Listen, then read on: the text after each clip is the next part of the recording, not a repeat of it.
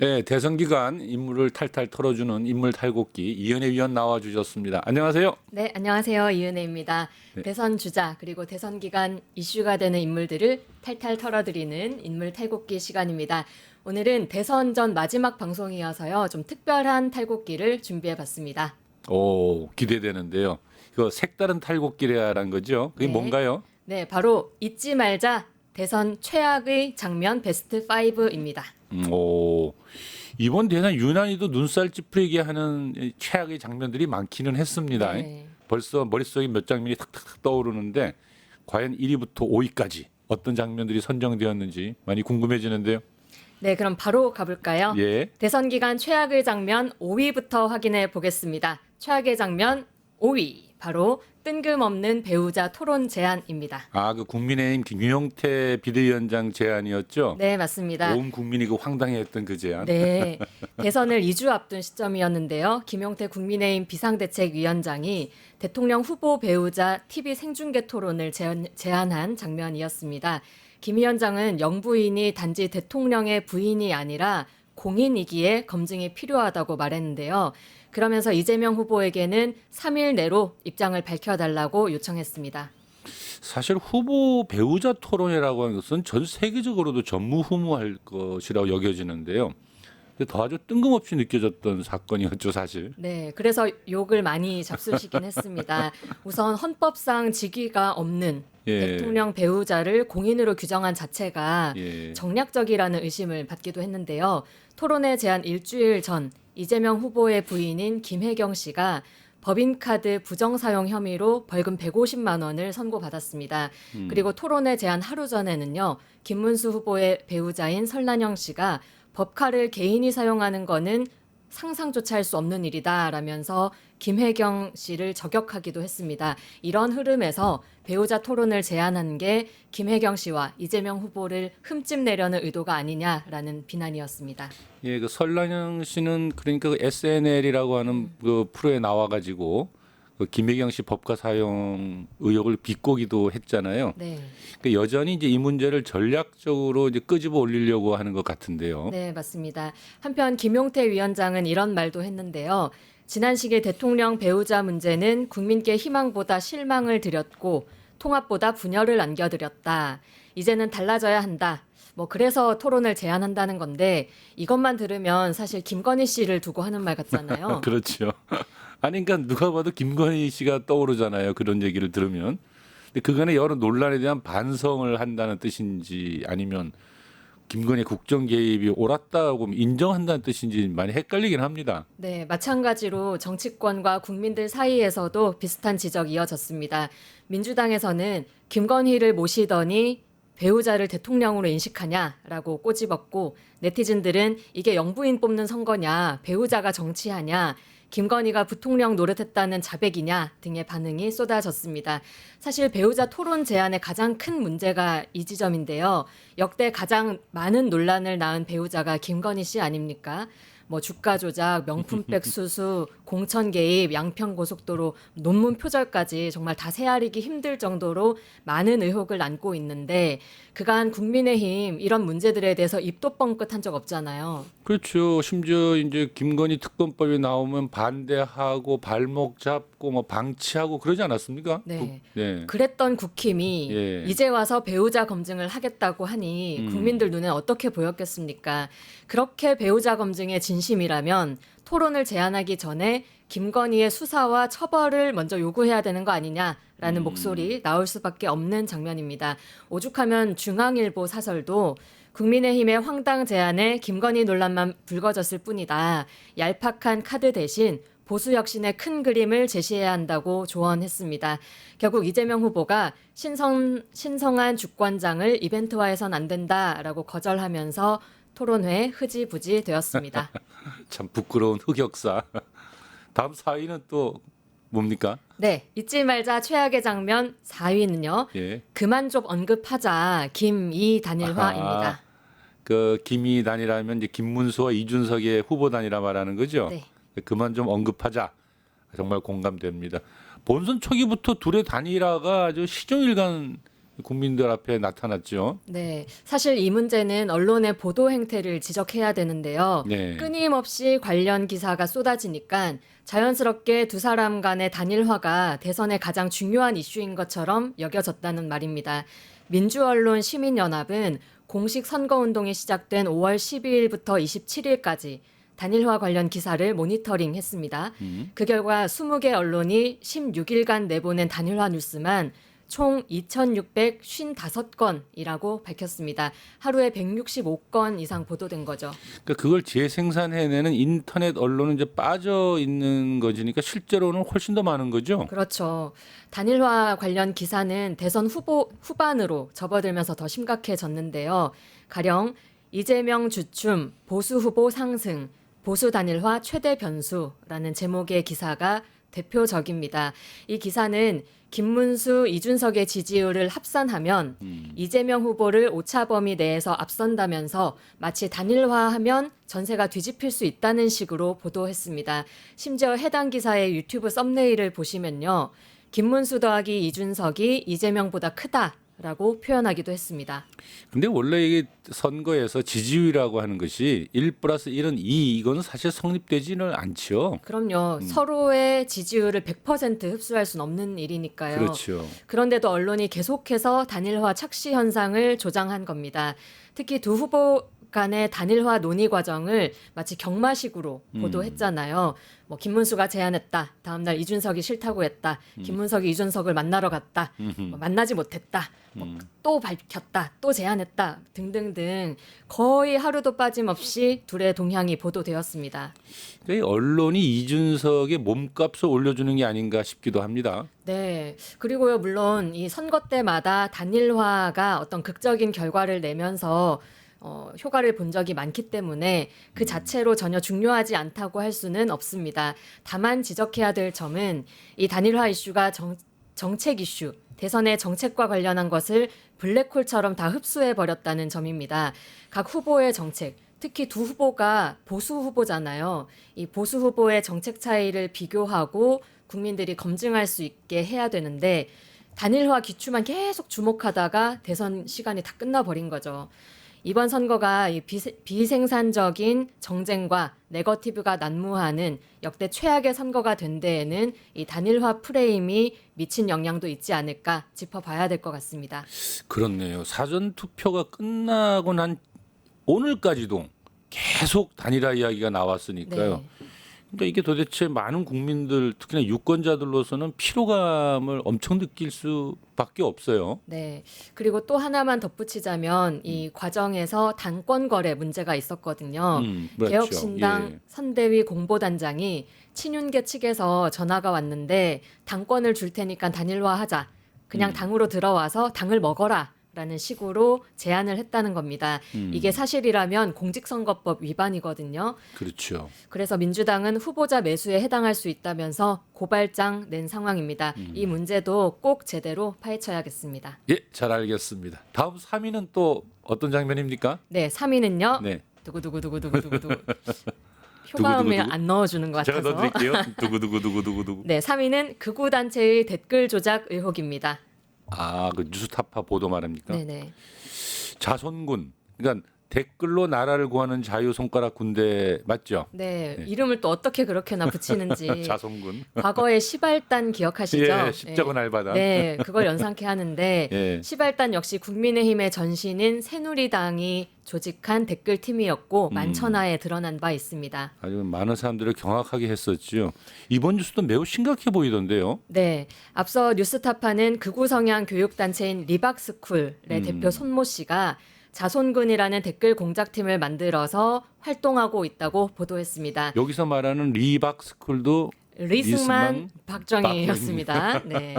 손 씨의 지시에 따라서 김문수 후보를 추켜 세우거나 네. 이재명, 이준석 등을 비방하는 댓글을 조직적으로 작성하고 관리한 사실이 드러났습니다. 이게 매우 충격적인 사실입니다. 왜냐하면 말 그대로 댓글 조작한다라는 건 여론을 조작하는 거거든요. 그렇죠. 예. 그래서 이재명 후보는 선거 예. 결과를 뒤집으려는 반란 행위이자 그렇죠. 대한민국 민주공화국 기본 질서를 훼손하는 헌정 질서 파괴 행위, 내란이라고까지 비판했습니다. 그러면서 엄정 수사를 촉구했고요. 반란 행위자 내란이다. 굉장히 강하게 비판했군요. 네.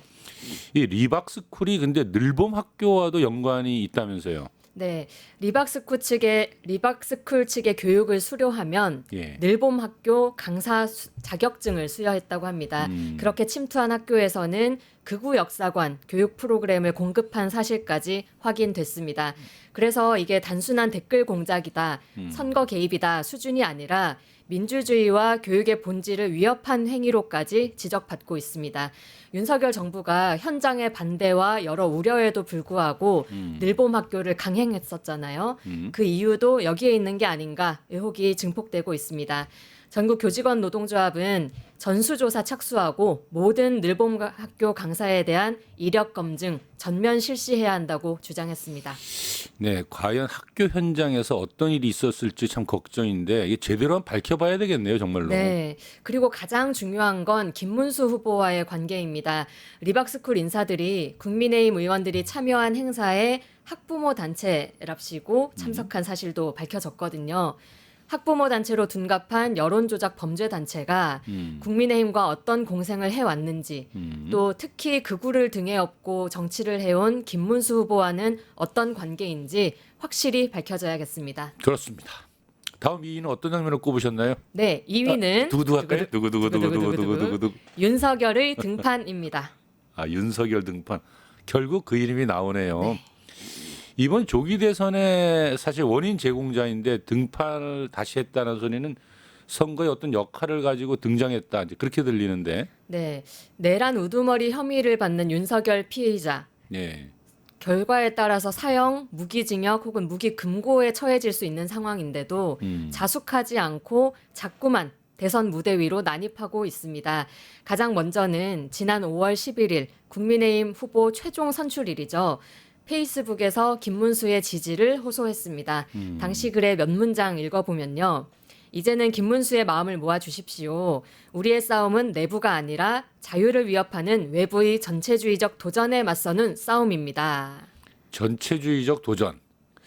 마치 그 불법 개업 선포 당시의 그 논리를 다시 한번 보는 것 같은데요. 네, 거기에다가는 자유를 사랑하는 청년 세대 여러분 다시 한번 함께 해주십시오. 다시 일어나 주십시오. 다시 외쳐주십시오. 라고 말하면서 극우 진영 청년들을 향한 선동의 말도 서슴지 않았습니다. 며칠 뒤에 국민의힘을 탈당하면서도 또 전체주의 독재 운운하면서 김문수 지지를 호소하고 노골적으로 대선에 개입했습니다. 도대체 이분은 반성이 없네요. 없습니다. 아니 참 누구 때문에 벌어진 대선이고 본인이 그럴 말할 자격이 있는 사람이 아니잖아요. 참 어처구니가 없습니다. 네, 어처구니가 없는데 예. 이게 또 끝이 아니었습니다. 또 있어요? 5월 21일에는 예. 기억하실 텐데요. 버젓이 영화관을 찾아서 부정선거 부정선거. 네, 다큐멘터리를 관람했습니다. 부정선거 자체가 계엄의 큰 빌미이자 명분이었고 김문수 후보 역시 부정선거 음모론자라는 점에서 단순한 영화 관람이라고 볼 수는 없는 문제였죠. 부정선거 음모를 부추겨서 극우 세력을 다시 결집하려는 의도로 해석됐습니다. 그래서 민주당에서는 또다시 부정선거를 꺼내 들어서 이번 대선 결과를 내란으로 몰고 가려는 빌드업 아니냐 이렇게 말했고요. 이재명 후보도 처벌을 해도 시원찮을 판이라고 그러게요. 하면서 부정선거인데 왜 본인이 당선되셨습니까? 라고 반문하기도 했습니다. 근데 이 사람이 왜 감옥에 안 가 있고 지금 이렇게 탈옥해 있죠? 저는 그게 좀 이상해요. 네. 윤석열 그 석방돼서 나올 때 얼마나 많은 국민들이 좌절했습니까? 네. 그 아무 일 없었다는 듯이 개 끌고 산책하고 그것도 두 눈 뜨고 못 보겠는데 아주 이런 헛소리를 자꾸 듣고 있어야 하는지 정말 기가 막힐 노릇입니다. 오죽하면 국민의힘에서도 좀 말려라 자중해라 뭐 이런 볼멘 목소리가 나왔죠. 네. 윤석열이 민주당 선거 운동한다 뭐 이런 그러니까요. 얘기도 나올 정도로 선거 뭐 선대본부장이다 이런 말도 나오던데. 확실히 윤석열 예. 등판이 국힘 입장에서도 득이 될 예. 게 없다고 보는 것 같은데 그런데도 윤석열 포기하지 않고 계속 등장합니다. 엊그제 주말이었죠. 전광훈 목사가 주도하는 광화문 집회에서 윤석열의 호소문이 대독됐습니다. 윤석열은 지금 기회를 놓치면 너무 많은 시간과 희생을 치러야 하고 또 자유민주주의와 정상국가의 회복이 불가능할지 모른다면서 재차 김문수 후보의 지지를 호소했습니다. 그 뭐 윤석열 입장에서 보면 그럴 수도 있을 것 같아요. 김문수가 당선돼야지 극우 세력들이 살아나고 또 그래야 자신도 이제 살 수 있다 뭐 이렇게 보는 것 같기는 한데요.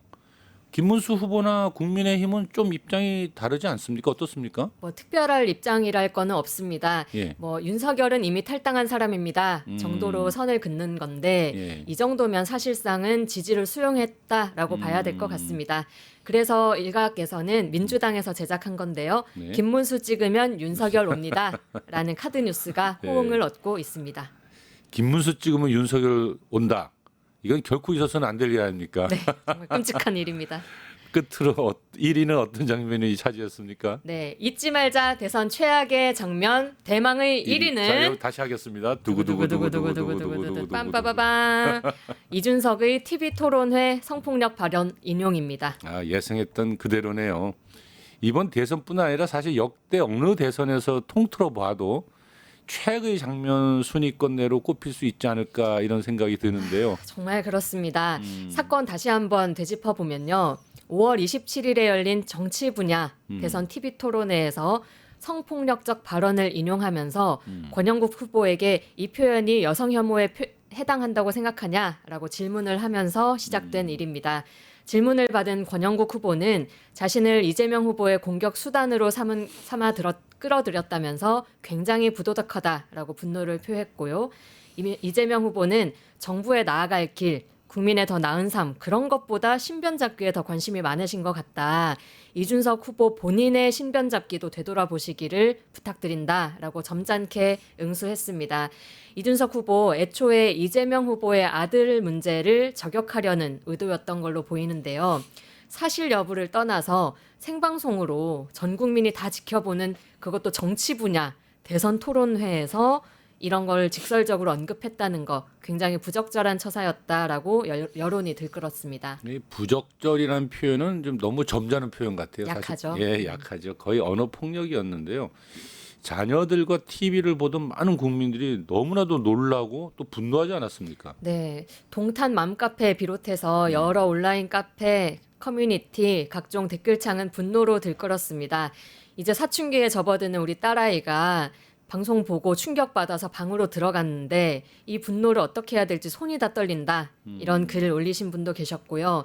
함께 토론을 보던 초등학생 딸이 저건 무슨 뜻이야? 왜 저렇게 말하는 거야? 라고 질문을 하는데 뭐라고 대답해야 될지 몰라서 고민이 됐다라고 올린 분도 계십니다. 그 외에도 이준석을 뽑은 동탄이 죄송하다. 이준석은 젊은 윤석열이다. 아동학대다 등의 비판 여론 거세게 일어났고요. 이준석 후보에 대한 고발도 이어졌습니다. 거기에 이준석 후보 결국 사과를 하긴 했지요. 네, 또 몇 번 했어요. 예. 처음에는 자기 딴에는 순화해서 표현한 거라고 뭐가 문제인지 모르겠다라는 태도를 취하다가 여론이 계속 악화되니까 기자회견을 열었습니다. 이렇게 말했습니다. 토론 중 부적절한 표현은 제 책임이다. 어떠한 변명도 않겠다. 이번 일을 계기로 다시는 같은 실수를 반복하지 않도록 절제된 자세로 임하겠다라고 밝혔습니다.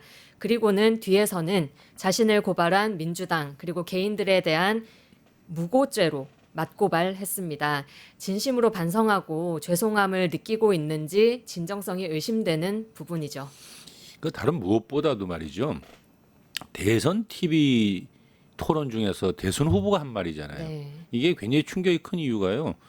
대선에 나오는 후보가 하는 발언은 그 무게가 평소에 하는 사람들보다 엄청나게 전파력이 있고 남녀노소가 다 보고 있거든요. 그렇죠. 그러니까 이게 사실 엄청난 사고를 낸 거죠. 출마를 해서 TV 토론에 나갔다는 것 자체가 어쩌면 대한민국의 대표 리더라고 할 수 있는 그렇죠. 부분인데 예. 그런 사람의 말이니까요. 민주당 이소영 의원도 마찬가지 지적을 했습니다. 이준석 후보가 최초 발언자 소위 뭐 이재명 후보의 아들일 수 있죠. 그 최초 발언자보다 수십만 수백만 배의 큰 스피커를 가지고 있는 대선 후보기 때문에 실제로 그런 발언이 있었다 하더라도 이 후보가 한 인용 발언이 수백만 배 많은 청자에게 가닿았을 것이다라는 지적이었습니다. 그렇죠. 실제로 지금 이준석 후보의 성폭력 묘사가 2차, 3차 피해를 낳고 있는 형국입니다. 국민의힘 소속 이병길 경기도 의원은 선거운동 중 지나가는 여중생들한테 야 이재명 후보 아들이 뭐라 그랬는지 알아? 너네? 아이고. 하면서 그 발언을 애들한테 말을 한 거예요. 예. 그래서 아동복지법 위반 혐의로 지금 수사를 받고 있습니다. 미친 거 아닙니까? 그거? 그 여중생들의 부모가 고발을 예. 신고를 했다고 해요.